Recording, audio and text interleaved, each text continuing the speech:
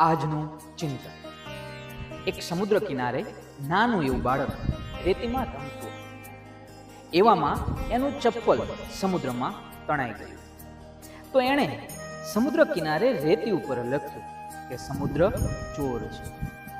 એવામાં અમુક માછીમારો દરિયો ખેડીને સમુદ્ર કિનારે માછલા પકડીને આવ્યા. એણે સમુદ્રની રેતી ઉપર લખ્યું કે સમુદ્ર અમારો પાલનહાર છે.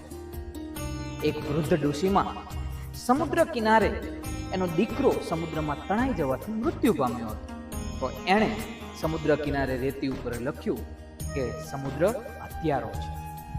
એક ભાઈને સમુદ્ર કિનારે છીપમાંથી મોતી મળ્યું.